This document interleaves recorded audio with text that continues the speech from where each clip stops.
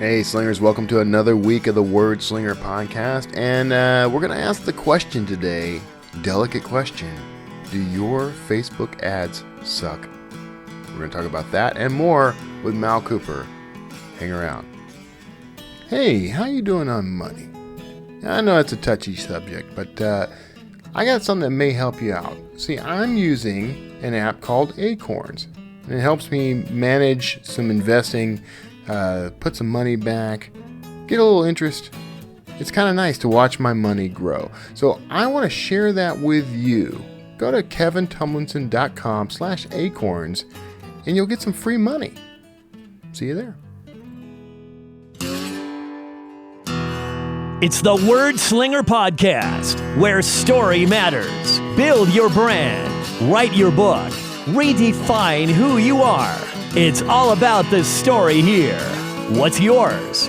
Now, here's the guy who invented Pants Optional, Kevin Tumlinson, the Word Slinger. Word Slinger. Well, I am Kevin Tumlinson, the Word Slinger.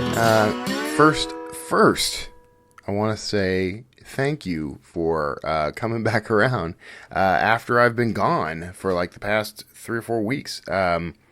And that was not unexpected. I did tell everybody I was going to be at conferences and that sort of thing. Specifically, I was at NINC for, a week or so, a little over, and then I had to fly to Colorado, and then I had a whole bunch of other stuff that happened in between, including getting sick. Get the traveler's crud. And so I'm kind of on the mend from that. I think there's some residual stuff going on. You can hear it in my voice probably. But I had a great time at the conferences, learned a lot, did some pretty cool stuff. Lots of stories came out of that, and I'll probably share a few here and there. Not today though, not the lengthy ones. Maybe on another episode. So maybe on the 200. So we're at 199 right now. We're at 199 episodes. So we got the big 200 coming up. I'm kind of excited about that. I need to find a way to make that one special. Something unique. We'll see. So while at NINC, I got a chance to hang out with today's guest, Mal Cooper. Now, I'm just gonna preface this and say that I chatted with Mal back in February 2019, February 25th to be precise about it. This was prior to certain shifts in Mal's lifestyle, we'll say. So I do refer to her as Michael in the interview. I don't want to give offense to anybody. I know she's cool with it. So, but this was prior to the changes. So, and I don't want to put too fine a point on that. I just wanted to call it out because if you happen to know Mal, you know that there are things that have progressed. So now all that I know that sounded awkward. I didn't mean for any of that to sound awkward. Mal's a good friend of mine. We have known each other for years. And I was really happy to have her on the show and to talk about Your Facebook Ads Suck, which there is a second edition coming out soon, I'm told. So sorry this took so long, Mal, by the way, if you're listening, to get around to putting this up. But, things happen. I pre-record these well in advance, so I've got like a year's worth of interviews in the can so that I don't have to scramble for a guest or something. Maybe it's time to rethink that policy. I want to make sure that everybody gets their exposure in a timely manner. So we'll look at it. I'm always tinkering with the show. You know how it goes. So anyway, I'm not going to keep you from this interview. We talk about Facebook ads and some other things, some really, truly interesting things that I think you'll enjoy, get something out of. I hope you enjoy this episode, and stick around on the other side. Well, I'll have a few words to cap us off, and other than that, I'll see you there. Hey, thanks for tuning in to another great interview. I can't wait to do this one. I met Michael Cooper a couple of years ago now, right, Michael, at Indie Book Fest, I think. Yep. We've had lots of opportunities to chat. Occasionally, we don't see eye to eye on certain aspects of the business, which is why it's good to to chat with each other. Mm-hmm. And actually, I've learned quite a bit from you, and especially your book, which was signed to me as I don't want to use the word, but it was signed to me to indicate that I was not a unicorn and he was not a unicorn. There was an expletive in there somewhere, but thanks for thanks for coming on the show, Michael. You bet. Thanks for having me. And the book I was just referencing, by the way, was "Help My Facebook Ads Suck." That was the right. one. Yeah. Yep. So things going pretty well with that one. Yeah, I mean, I probably need to update it, to be honest. But I think if I were to update the book, most of what I would say in it is don't pay attention to all the new shiny stuff and just do ads, the way that makes sense.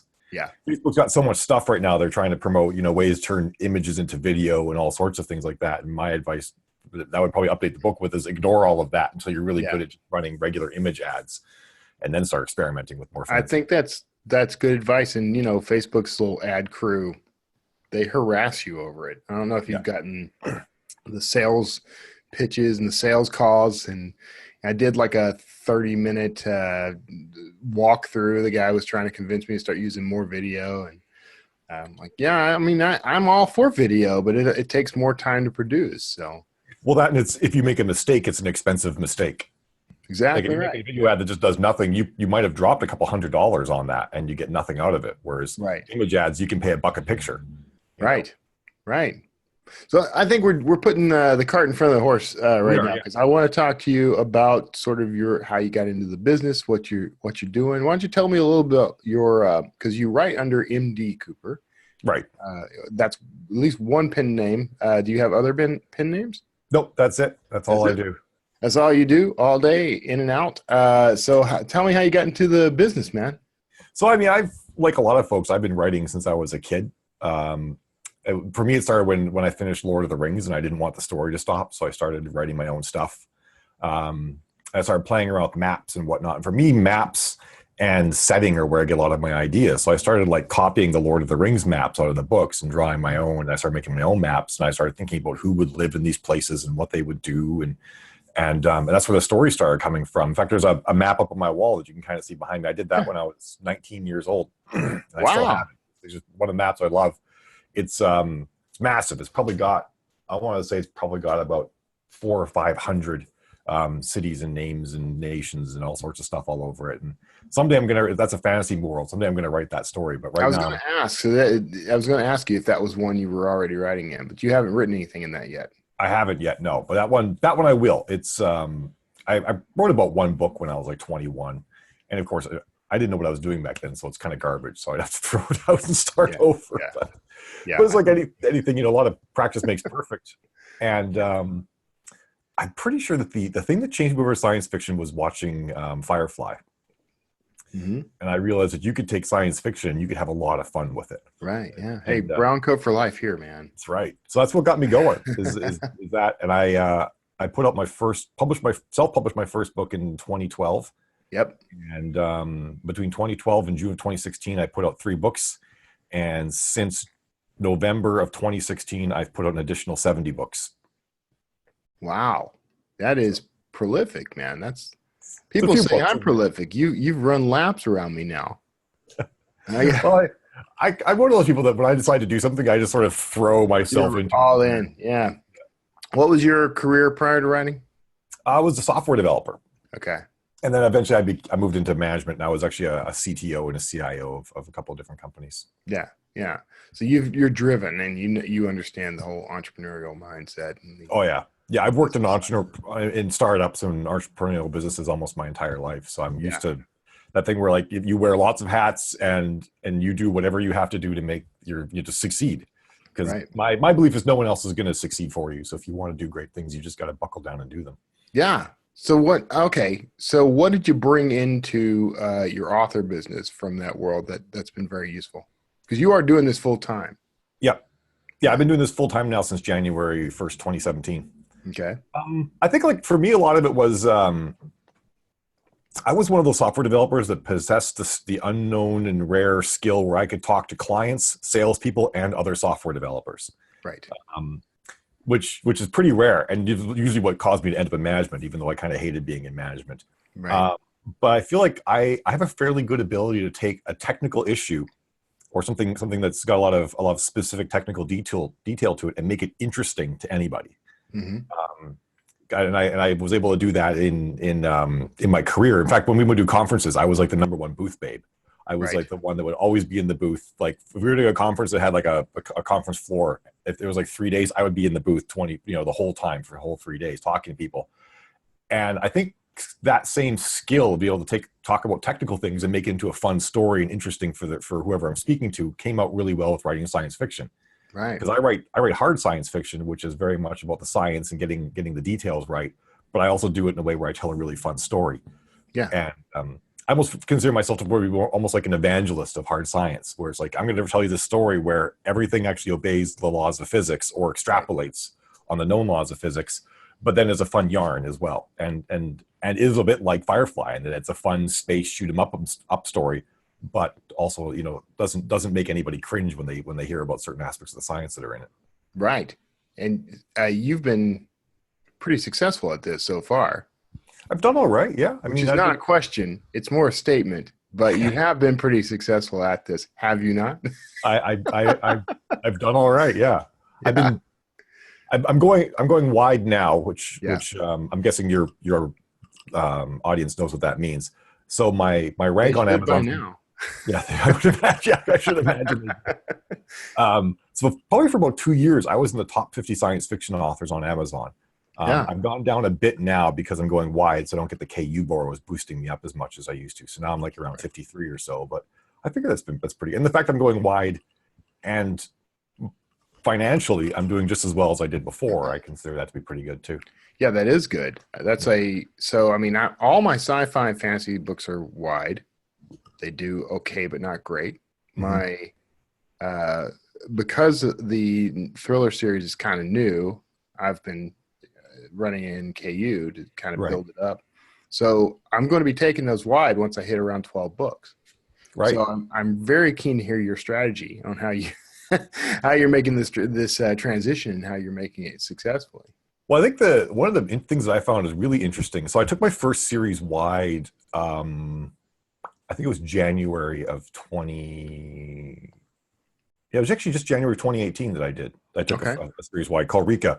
And for whatever reason, it never did that well in KU. I put out 2 books in KU and they almost got no KU reads. So I figured this is a great one to try taking wide. And it now vies with my flagship series for the most revenue. Okay. Obviously, the funny thing is it sells less. But because I'm not getting those KU reads, I'm selling these books for $4.99 and making 70% off the books. I'm actually making as much money as a series that sells almost twice as many. Right. Yeah. And the interesting thing is and all of this is just on Amazon. This isn't counting the wide money. Just on Amazon, this series is now actually almost beating my flagship KU series. Oh, you're getting all those sales just on Amazon. What about the other channels? The other channels, they bring me about $2,000 a month on this series. Which is not huge, but it's sort of the interesting thing is that my fear was that the Amazon money would all dry up, but instead the Amazon money has increased. Right. I feel like that is partially because I have a readership that will buy the books regardless. I think a lot of new folks starting out may not have that going for them because you don't have these readers that will already buy the books. But I've worked really hard on cultivating a readership that will buy. Yeah. And I've also done part of how I've done that is I focus more on advertising to readers of authors who are not in KU as well. Yeah. So when I do my AMS ads and whatnot, I target non-KU authors so I can find people who will buy books versus borrow them. Yeah. I think, and when, my Facebook ads in particular were always aimed at, some of those were KU authors, but largely I was aiming at authors who I knew were having a success rate with the audience I was targeting and were selling, not giving things away. So even though they're in KU, I knew that they were making actual sales. So I think that's a good strategy. So you're how about the new stuff? Are you going out when you say you're taking the series wide, do you take the entire series and go wide, or do you do a slow trickle release? Well, I've only actually ever finished one series. Okay. So I have 23 series and they're all currently ongoing. Yeah, that's insane, man. Well, I guess actually I've wrapped 2 series up. I've wrapped 2. Okay. So I have done some, but what I did is the one series that when book 3 came out, I moved the whole thing wide, and it's been wide ever since. So when new book comes out, it's wide right off the bat. Okay. I've then taken my original series, the Intrepid Saga, and that is now wide.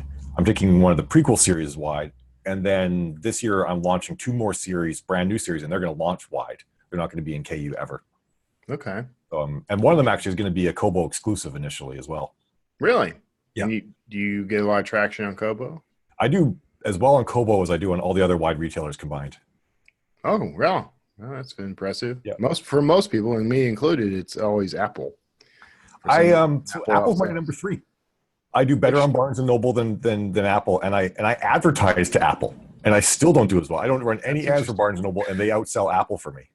That is very interesting. I know it's like I'm living in this bizarro world. You're almost the exact opposite of everyone else I talk to, because nobody gets sales in Barnes and Noble. It's non-existent.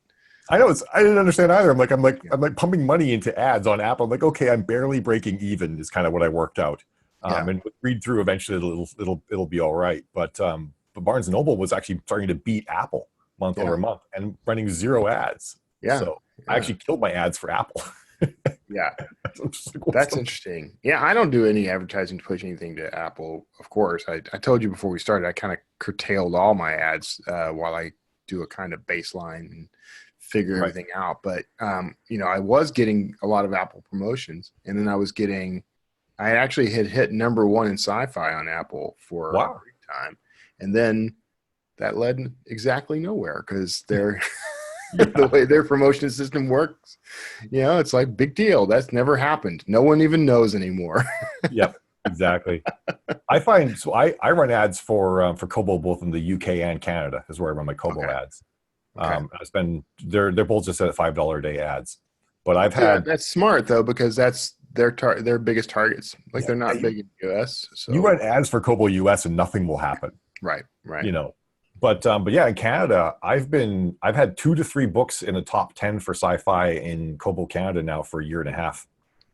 Okay, so that's impressive. It's working out well for me, and I'm this month I'll probably actually do $1,500 on Kobo without any releases. Yeah. That's it's not huge dollars, but but I mean, nice. It adds to the pool, and especially if it's consistent. I mean, $1,500 to $2,000, that's nothing to sneeze at. I mean, that's a nice, for a lot of authors, they'd take that as their monthly overall. So, I mean, it's a mortgage payment. That's exactly right. Yeah. I mean, I remember for a long time that I was capping at like $1,500 to $2,000 for a real long time. Especially wide. And then, when things broke over big, I was really grateful for it. But I still think in my brain, I'm trained to think of $1,500 as being a nice chunk of change. So, and I guess it is really, if you think about it, it really is. If someone just walked up to you and handed you $1,500, you'd count that as a damn good day. Oh yeah, that would be a fantastic day. Absolutely. That's all you're getting. This is all I'm giving you for the month, but that's it. You'd still celebrate, go out and buy dinner, steaks. Oh yeah, happy. Yeah, have a nice meal. So, okay, and what I was hitting at there is, when you released the series wide, and now you're taking them wide, you're not doing like a whole new launch, right? You just go wide. There's no like transition for you from KU to wide. It depends on the series. There's a couple of my series where I told the readers I'm going to finish out the thing in KU. Okay. So those ones are going to be in KU. Some of them probably until the middle of next year. Right. And then they'll make their way wide as well. Right. But I want to see how that works, because the strategy I'm going with, decided I would try, is to do 12 books in that series and then go back to the beginning and take those wide 1 month at a time. And while I continue to write 12 more books right in that series. And the hope there is to kind of get the best of both worlds. Keep grabbing KU dollars while I also please a wider audience who are asking for the book. Some people have written pissed off that they're not able to buy those books on Kobo or whatever. I think in some respects I am doing a similar thing, because all of my books are in the same universe. Okay. So these books that I am taking wide do lead into other books, Okay. So so really what you're doing book by book, I'm almost doing series by series in a Series by way. series. Yeah, rub it in, why don't you? Sorry. I think you still might actually be outselling me right now. You've been doing really well from what I've seen. I've been doing very well, and I'm very pleased with how it's going. I don't know if I'm outselling anybody. I don't put myself up against anybody, but for comparing my year over year, things have been phenomenal. So I think I'm doing okay. Yeah. I'm buying RVs, and but we're looking at buying a house, and we're looking at a whole bunch of other stuff off of book income. I never could say that back in like 2013. So That's pretty awesome. Yeah. so I want to talk to you now. Well, we'll talk about anything you want to talk about, but one of the things I do want to come around on is talking about like the Facebook ads and stuff. That was one of the things that when I initially invited you on the shows was because that's something people get sort of flustered over. It is, yeah. And get intimidated over. So, but you wrote a book that kind of makes it pretty simple, I think, and it's a lot cheaper than the courses that some people are charging for. That was part of my goal. I felt like the information was basically, I think all the information is out there and you can probably find it in lots of forums. So I didn't want to charge a lot of money for it, but there's also so much misinformation out there. Right. And I kind of like the boiled down approach that you took, because it's what I tell people too, essentially, because everyone always asks like what their marketing strategy should be. And I say, you should pick one thing, master that one thing. And when you've mastered that, then you can add the next thing. Yeah. And that's pretty much otherwise you could spend all day, every day, just spreading yourself across all the different things you could do and get no traction, not know it's working. Exactly. Right. Yeah. Believe me, that's what I did for the first like 5 years. And it's exhausting. So, but can you walk a little, I don't want to spoil the book for anybody, and everybody should go buy it. And by the way, everyone, links in the show notes, but what's kind of the basics of your process? Well, I think the very first thing that drives me nuts when people talk about advertising, well, I guess a lot of it was born out of people saying it's not working when they're running ads. And so my first question was, well, how do you know it's not working?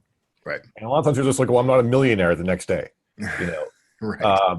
So, and to varying degrees of that, but they were expecting, the Red Sea to part and, the Israelites to come through and whatever other great things were supposed to happen. But that's not the way advertising really works unless you have a massive budget that you can throw at it. Mostly you got to build it up. You got to understand what's working and go slow, but you also have to understand what a sale is worth. Like I came up in software development, and a lot of times it was startups. So I had a very good understanding of the effort that I was going to put in and what that was going to return for the company. Right. So we knew, like, if we brought a customer on and we knew what on average customers would buy, and then we could say, okay, well, if we put this much effort into this feature, the customers that are paying for it will actually make it profitable, versus like maybe if it was this particular tier in the business and we said we put this much effort in the feature, it'll just never be profitable because the customers don't pay enough. I had a very good understanding of that sort of thing. And so I looked at all these authors. I realized these authors had no idea what profit was, what it looked like for them. Right, right. And since most of us write in series, the main idea is, okay, if I sell a book one, what's my read through, and what's that turn into in dollars? If my readers, because the read through will drop off. There's just no two ways about it. Right. Except for in certain cases, like Lee Childsum has some books now that do better than sold more books recently than his original books have ever sold. But that's different than what a lot of authors experience. He also has film deals with Tom Cruise and that skews things. But by and large, series read through will drop off. But you can calculate it what it's worth. And for me right now, if I sell book one of my books, it's worth about $120. Yeah. In read through, which is pretty freaking awesome. Yeah. Most series with around maybe 3 to 5 books, it's only worth about $7 or $8. Right. If you sell book one, assuming book one's at 99 cents. If book one's more 99 cents, it might be worth as much as $10. Right. So you have to say to yourself, okay, if I'm spending more than $10 to sell a book, I'm losing money. But people didn't understand that. They didn't know where their break even was. So a lot of my thing is just about understanding that first, right, what the sale of a book is worth. And then from there, it's really just saying, now create an ad that's an image, not a video, not a carousel, nothing fancy, just an image with text, and write that text like you would write a blurb is my main argument, because I explain to people, like, this is your one chance to show people that you're an author and you can tell a story. So my argument is that unless you're selling a deal, then if you're selling a deal, you use more traditional ad copy, because you're not selling the book, you're selling the price. Right. But if you're selling if it's a regular ad you want to keep running, you're selling the book and you're selling your skill as a writer. So I advocate very strongly that people write longer copy, and they write copy that tells a bit of a story, entice the reader, get them to click that link, get them to go to the Amazon page. The Amazon page should not be the same thing as your ad, because you want to take them through a journey. And then just work on that until you get ads that actually work well. And then you can start to experiment with video, and you can start to do fancier things and whatnot. But it's really about mastering that single image ad. And then my other main piece of advice is stop using your book covers. And stop putting text in the picture. Yeah. And I still think like half of the author ads I see, there's text in the picture. And Amazon even says, we will show your ad to fewer people and charge you more money if you put text in the picture. Right. It used to be that they wouldn't show it at all. They'd be like, nope, we're not going to let you run this ad with text. And then eventually they gave in. They're like, fine, you can put text on the image, but they still say like, we ain't showing this to anybody. We're charging more money.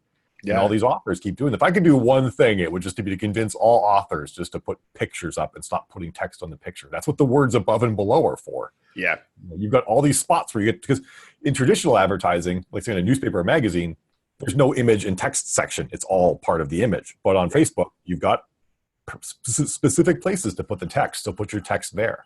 Yeah. That's the ads that have worked best for me. And I've started using, animated images. Those do well because I can do them fast. You grab the eye, right? And they're subtle. I don't do anything. I try not to go overboard with them, but they get attention, and they get people to check it out. Yeah, I know. I've stopped putting. Occasionally, I end up with a cover and an image just because I'm in a hurry or whatever. I do that. I do a cover image when I'm putting a post up on my page, and then I boost it for all the people who like it all on my page, right? Because for them, I'm letting them know this is a book you've been waiting for. Here's the book. Like I'm reiterating to them that this is a book. Yeah, that makes sense. If I'm trying to grab new eyeballs, then I don't do that. Yeah, and you're targeting. I think we discussed this already. You're targeting guys who are not in KU. But they write in your genre, right? I mean, it's not. Yeah, like guys like John Scalzi and a lot of trad pub guys like Larry Niven and the like. Right. Those guys are getting expensive, man. I don't do sci-fi anymore, so I don't really target those guys anymore. But like the people in my bunch, Lee Child and Clive Cussler and those guys are kind of they're not cheap to target anymore. Yeah, what I recommended this and I shot myself in the foot. But what I do is I do target a lot of golden era sci-fi authors because people don't think to target them, and they're all available on Facebook. And I told everybody this, and then my ad cost went up a whole lot. Yeah, I don't regret doing that, but. Well, we do that. I understand that entirely. I mean, because that's, I share everything. And I think sometimes to our detriment, we all share everything. But that's also how we figure out new ways to do things.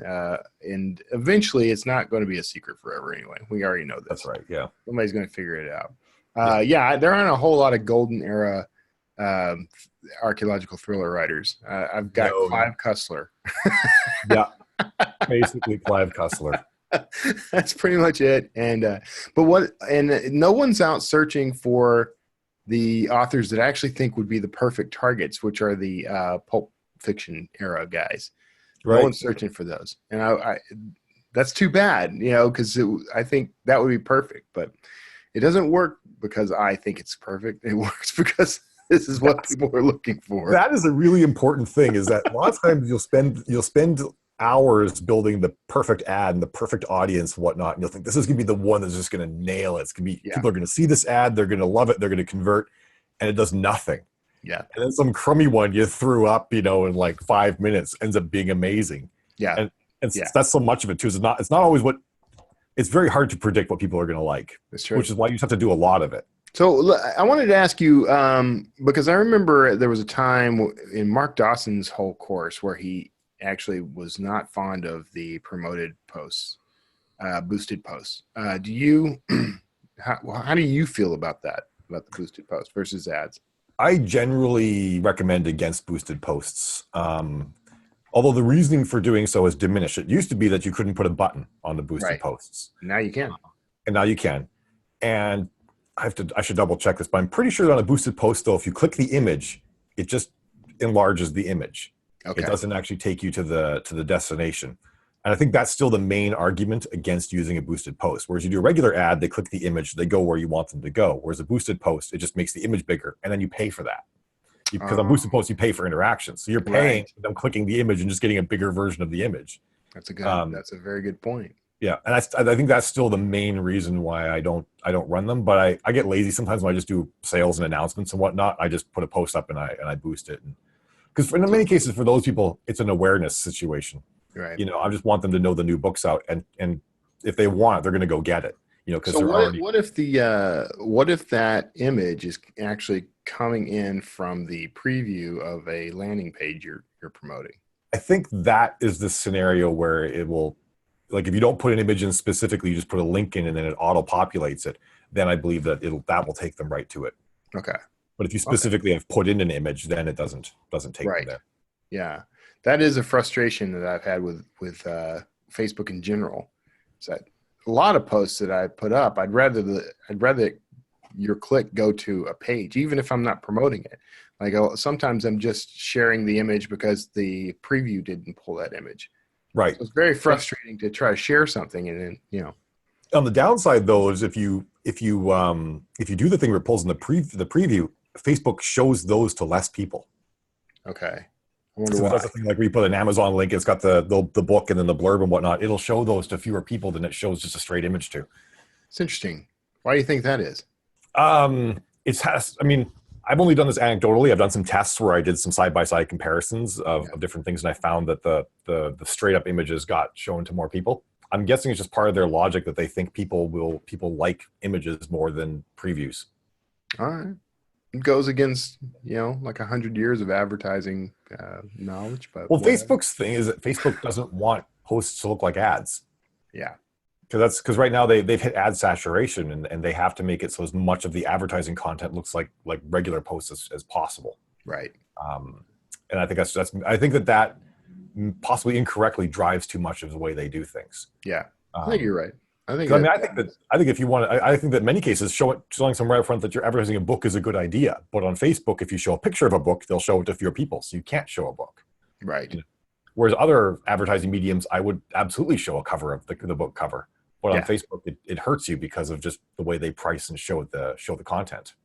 So when you're running ads on Facebook, is your goal more sales or list building, or what's your sort of motive? I don't believe in using Facebook for list building. I think it's see, this is where you and we talked about this at Indie Book Fest, and this is where you and I were at odds. One of the rare things that you and I don't agree on.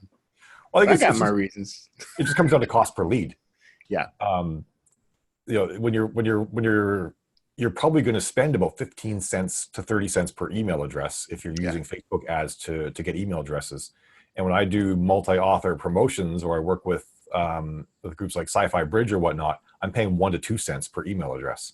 Right. So it's between 7 and 15 times more expensive to use ads to get those email addresses. Right.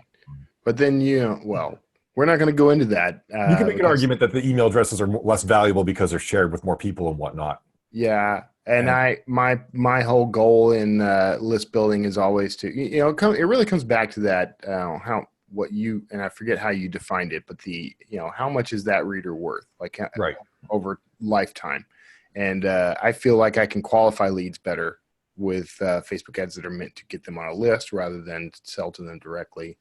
I do feel like your genre is different too, because I don't feel like you have a lot of true. low-cost alternatives to get these email addresses. That's true, and my tack for sci-fi was different than this. Yeah, in sci-fi, there are dozens of groups that are running these multi-author promotions and whatnot, and giveaways and all sorts of things that can get you lots of email addresses. I don't think there's as much of that in thriller, is there? We'll do some of that. There are a few of us that band together and do that, but because we have so much crossover already, it's almost not worthwhile. Yeah, if it's the same people, you're not getting anything out of it. It's pretty much the same folks, right? But I could probably do every week. I could probably do one with entirely or largely different people in science fiction. Yeah. See, I can totally see that. We're a smaller group, So Yeah. see, that's interesting, and that's something we don't talk about much, is that there are differences in the genres, and Yeah. romance has its advantages over all the genres, and sci-fi has its advantages over most of the Well, genres. thriller's got some interesting advantages too, because thriller, you can write things in a non-serial series Yeah, and still do really well, Yeah. and you guys can price higher. Yeah. You know, science. If you look at trad pub science fiction now, they're having to price down to $4.99, $5.99 right. in a lot of cases. Yeah, Whereas I you took guys- a lot of flack for my sci-fi stuff because it was serialized, right? Right. Because of the way it was serialized, and I don't get any complaints about it now. So yeah, it is very different though. Well, I was talking to some people about they were sort of decrying the idea of tropes. I'm like, no, you have to give Right. people tropes. You know, when you go to buy a burger at a restaurant, you expect that burger to be a certain way. If you get a burger and there's a banana in it, you're not going to be happy. You know, right. you want cheese, not a banana. And it's the same thing with the audiences. You know, they're looking for a certain type of story, and if you don't give it to them, you have a problem. And that's a big thing. And different genres specifically cater to different tropes. Yeah. You know, Well, now you're talking about writing to market, Michael. I guess so. Yeah. Nobody likes writing to market. I never think about it as writing to market though. I just think about it as like telling the story that people want to hear. Yeah, meeting expectations is not a bad thing. No, it's not. When you're in any business, but writers in particular. And if you think that those guys, the golden age guys you're talking about, if you think that they were not writing to market, they were absolutely writing to market. Yeah, and they had the magazine system to know if it was Right. working or not. Exactly You know? right. But it'd be like, you know, if you went to an Italian restaurant and they started serving you Mexican food. Yeah. You know, you'd be like, what the heck is this? I came here for Italian. I came here for fettuccine, and you're giving me a taco. You know, Stop stifling my creativity. yeah, that's the tricky thing. It's like, yes, the cook might want to make whatever he wants, but he can't. He's Right. He's an Italian restaurant. He has to make Italian. He has to open another restaurant, and then Exactly. he Pen can names. make tacos. Pen names. Everything comes back to food is how the world works. You know what? If you want me to understand anything, you need to explain it to me in terms of food. It's pretty much. If you want me to understand the value of a reader, how many chicken wings can I buy with each reader? That's what I need to know. That's right. I like that. Convert readers Kevin's into chicken wing philosophy of income. And this reader is a whole KFC family size. I'll see. I haven't had lunch, man. Now I gotta Get wrap this up, and I gotta head for a KFC now. Yeah. So we're at time, which is actually really unfortunate because I always enjoy talking to you, and I feel like when we're at conferences, we kind of get pulled in different directions, but we always somehow end up with that moment where we get to sit around with a couple of drinks and We do, yeah. each other. So that's good. Are you going to be at Indie Book Fest this year? Yeah, I'll be at. I'm going to Indie Book Fest. I'm going to Space Coast, which is a month before Indie Book Fest. Okay. And that's actually out at Cape Canaveral, so that's gonna be pretty cool. Yeah. Like the hotel is like you can see the launch pads from the hotel type of thing. We haven't decided. Dan and I need to talk. We've been kind of shuffling conference duties a little. I think I'm going to be at both Indie Book Fest and NINC again. Yeah, I'll be at NINC this year. I'm finally going. Oh, good. That's a very different conference. Well, Diane Capri has been trying to get me to go there for some time, and I finally decided that my argument against being a member of NINC was like all the benefits I felt that I got from SIFWA, but I've decided that SIFWA doesn't give me any benefits. So yeah, man. I'm not going to trash. So don't say that too loudly. SIFWA, but I got to say that I was kind of disappointed. But whatever. That SIFWA does offer some great advantages to its members. Yeah, I think there's a lot of people can get a lot of things out of it. There just wasn't a lot for me to get out of it. So yeah, that's the way I felt too. And I am a SIFWA member, and maybe I need to go and look closer. Maybe there's some stuff I'm missing. I don't know. It could be, yeah. NINC though is, NINC's a pretty big conference, and it's everyone who shows up there they're not trying to get into publishing. They are successfully publishing. So, that's the thing. I think I feel at a lot of and I don't mind doing this because I'm speaking at a lot of conferences this year. Mm-hmm. I like giving back and trying to help people and get a leg up, but I feel like I need to go somewhere where I can do that, or I can be the sponge and exactly. Yeah, because that's what I hit like 10 or 12 of these things a year, and they're almost always about me helping the authors. This one is one that even though I'm typically there as a a vendor, Yeah. I get more out of that conference and the San Francisco Writers Conference the same way.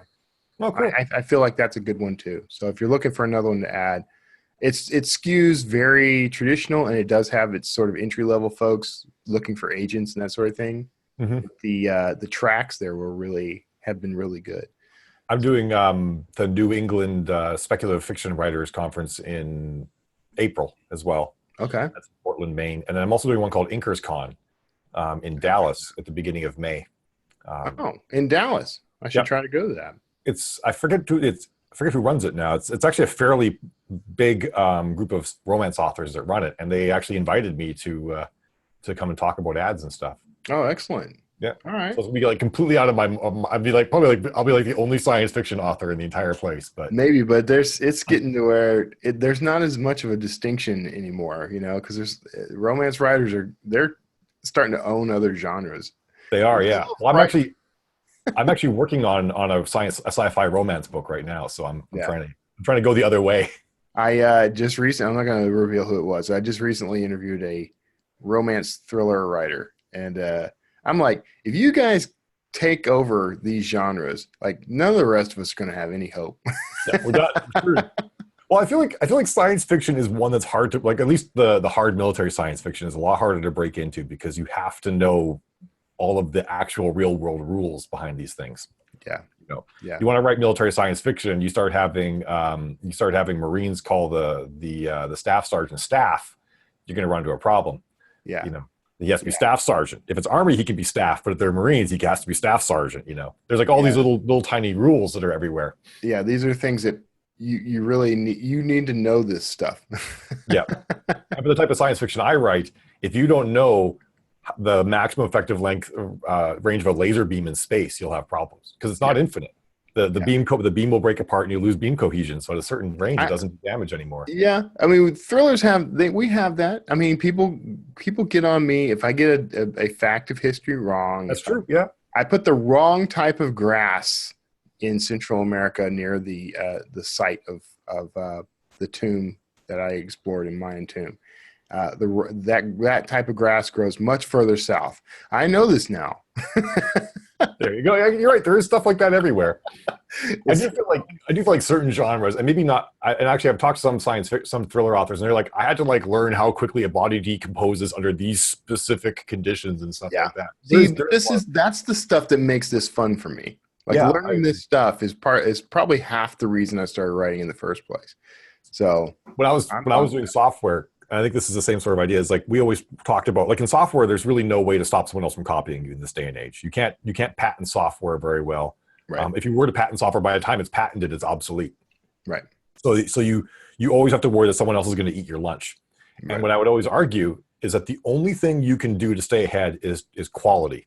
You can build a new product overnight, but you can't build a quality product overnight. And I feel like that's the same thing with writing too. Is that anybody can write a story. But can anyone write a quality story? And that maybe isn't just the prose. That's your research and how well you understand storytelling in the world and everything like that too. So that's what my main focus is to tell a story that's has good prose, really good science, and is internally consistent. Because that's the thing that drives me nuts about science fiction when it's not internally consistent. Yeah. One time it took 4 days to get there. The next time it took 2 days to get there. It's like, yeah, that stuff bugs me too. I thought just for our call, I remembered that I'd written something into today's scenes that contradicts something I'd written the day before. And so now it's going to bug me until I sit back down this afternoon and get back to it. Yeah, I got to go fix it. Don't forget. Well, it's a literal night and day thing. Like I have two characters interacting remotely in two different scenes. One of them is the middle of the night, and the other one is the middle of the day. So that's a problem. They're on the other side of the world. They're not on the other side of the world. They're only in two different time zones in the U.S. Oh, yeah. Then you got a problem. It was a dumb mistake. Yeah. But see, I'm catching it now. I recognized it now. That's the point. That's far better than a reader saying, by the way. Hey, dumbass. Yeah. When it's noon in Boston, it is not nighttime in San Francisco. Right. All right. Hey, man, I've really enjoyed talking to you. we'll talk again, IRL, as the kids say. Yeah, We've already determined that you and I are old timers. that's right. Naps in the middle of the day and that sort of thing. So, where can people find you and your mini series? The main place is aeon14.com. It's AEON 14.com. And also, if you just go on Facebook and you just search for Aeon 14 fans, you'll find the fan group, which is where a lot of the fans hang out and we talk story and science fiction there. The fans actually, my group, they post way more than I do. They probably post like 5 to 10 times a day. Yeah, So it's a really active group talking about a lot of fun stuff all the time. I really need to cultivate that. But a lot of my fans are, old timers. Like, Mine are too. I would say the Really? average age of my fans is about 50 to 60 years old. yeah, that's about right. Yeah, that's funny. That's funny. I honestly just think it's because they have more time on their hands. Well, that could be. I think I'm going to start encouraging that because I don't really push that. But I think it would be fun to have. I just didn't want to manage it. Once you get it going, it takes. I mean, ideally, it takes on a life of its own, which is what mine is. I think I only have ever had to remove 3 posts. And I've never had to kick anyone out of the group, so I think it runs pretty well. All right. I will take a look at that. I'll get a little closer to that. I think that'd be great.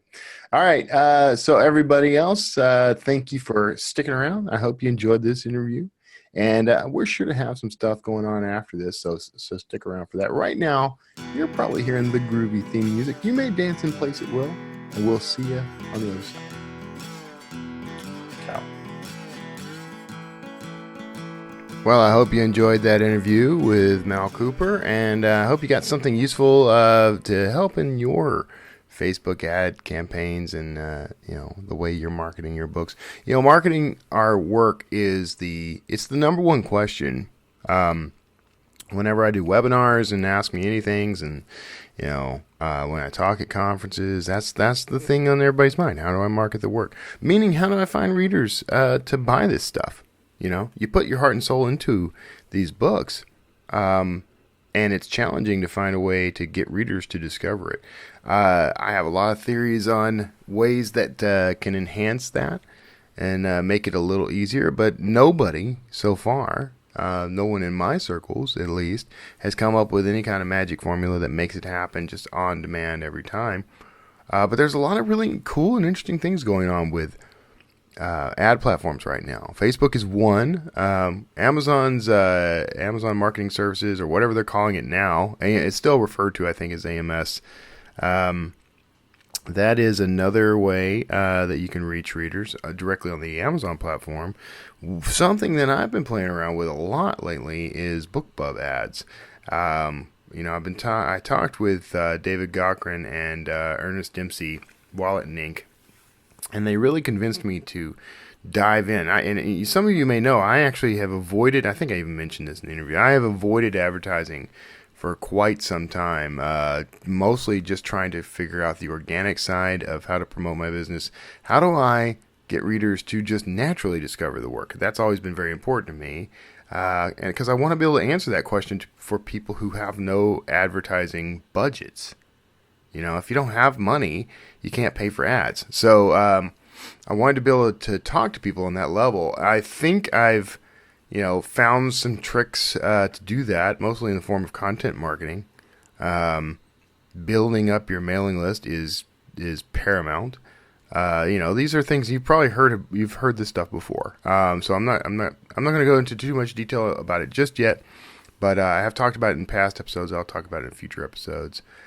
But the BookBub ads platform is pretty incredible. It's a fairly simple and straightforward way to do advertising, but it's robust in its reach, which is really interesting because you're advertising to folks who are subscribers to the service. They get the newsletters. It's on their site. It's in the newsletters, and there are all kinds of tricks for getting yourself in front of these folks. So, looking very closely at that. As I learn, you will learn. I'll tell you everything that I discover as I go.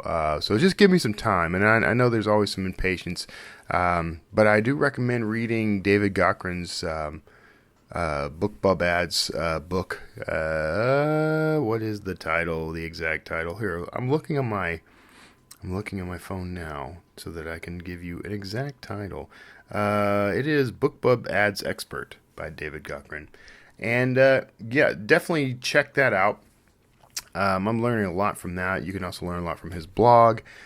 His is not the only approach. Ernest Dempsey's approach is very different. And Dempsey doesn't have anything official out yet. Maybe I should bring him on the show and talk to him about BookBub ads. What do you think of that?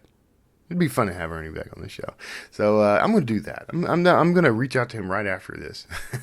So beyond that, I am, if you are attending conferences, I am going to be at 20 Books Vegas in November. So I think that's November 11th, I think, at Sam's Town Casino in Vegas.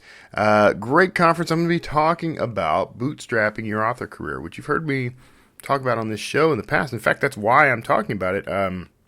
After I did that episode, Michael Anderley approached me about talking about that very topic at 20 Books. So very much looking forward to that experience. And to, sharing my insights. I owe them a presentation, which is sitting on my desktop right now.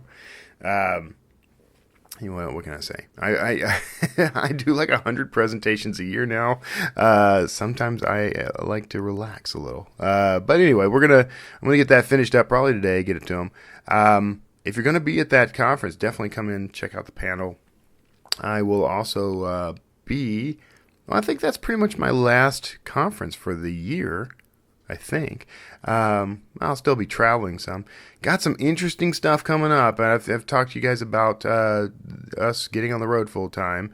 Lots of interesting things happening in preparation for that. So that will all be a future episode, or 2 or 3, or several. Who knows? But anyway, thank you so much for tuning in. I hope you got something amazing out of this episode. I hope I'm inspiring, informing, educating, and entertaining you.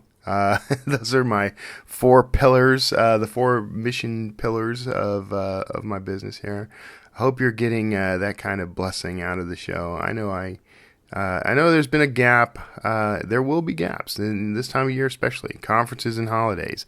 But I'm going to try to pop in as often as I can, and I'm going to try to get that 200th episode in before the end of the year for sure. So I'm looking forward to that. So stick around, stay tuned, swing back by. God bless you. I hope you have a wonderful weekend and have a wonderful week ahead. And I'll see all of you next time.